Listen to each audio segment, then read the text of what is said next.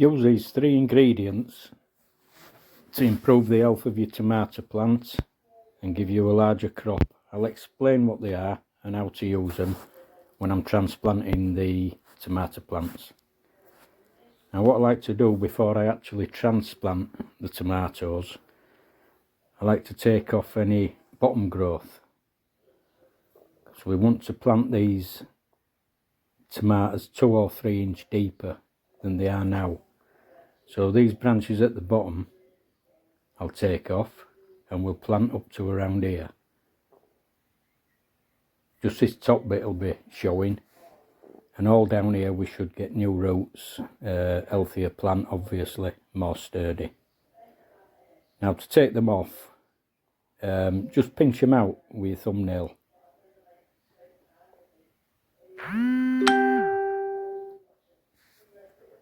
If you find they're a little bit thick and you can't get them out with your thumbnail, just snap them off, it doesn't do it any harm. And I like to do this a couple of days before, just to give the plant time to heal up before you put those wounds into the soil. Obviously prevents a bit of disease. So it'll be planted down to there with just the top foliage above the ground.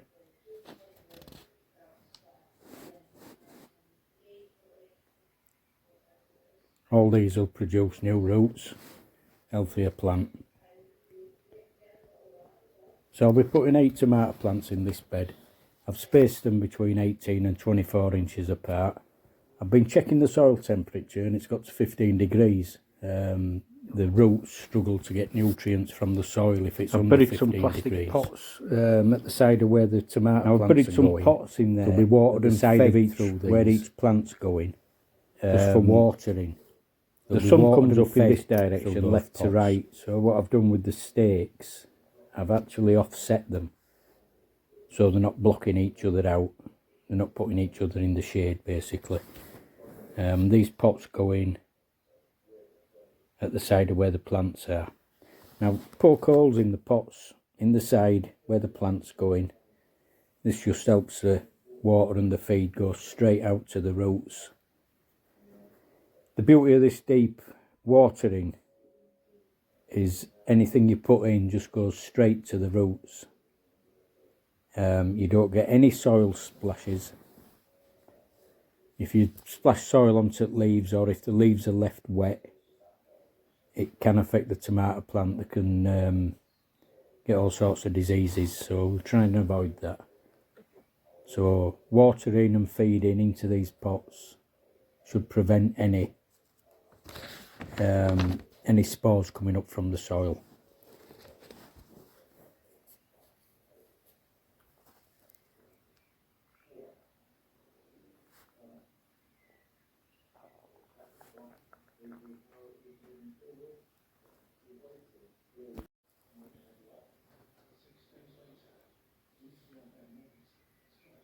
I'll just take a little break here while Coco and Bonnie run wild. I'll have a puff on my vape.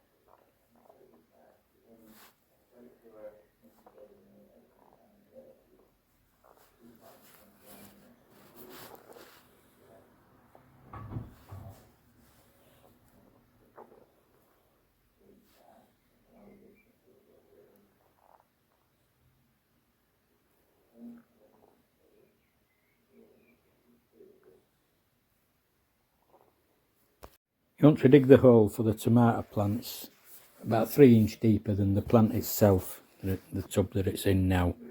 Half fill the hole with water.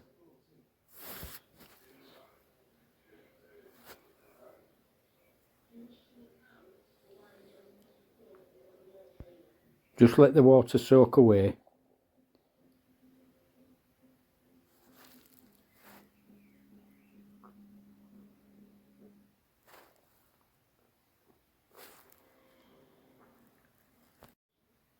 So the first ingredient we're going to put into the hole is 2 tablespoons of bone meal. So the bone meal will add phosphorus, which is essential for roots formation. It just gives healthier roots, so the plant takes in more nutrients. The second is 1 tablespoon of Epsom salts. This is basically magnesium sulfate that helps the structure and improves the photosynthesis on the leaves.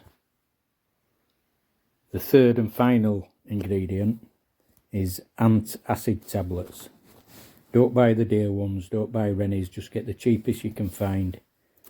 And this helps reduce end blossom rot. It's calcium carbonate. Don't mix it into the soil, just leave it laid there so the roots go straight onto it and start taking up the nutrients straight away.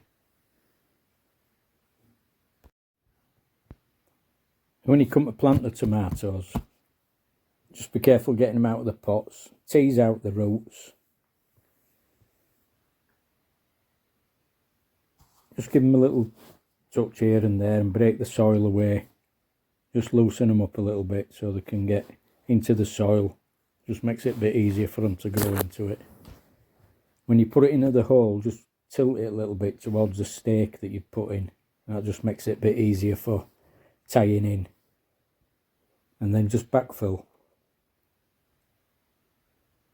Just backfill and press it down gently.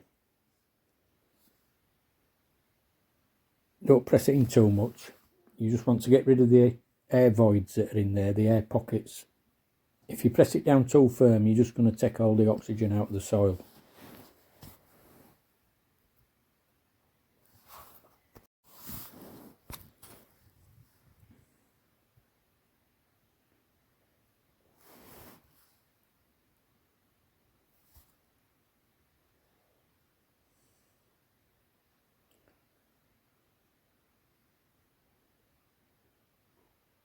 And just repeat this with as many plants as you're putting in. When you've got them all in, mulch it. I've found that mulching with straw is cheaper than mulching with compost.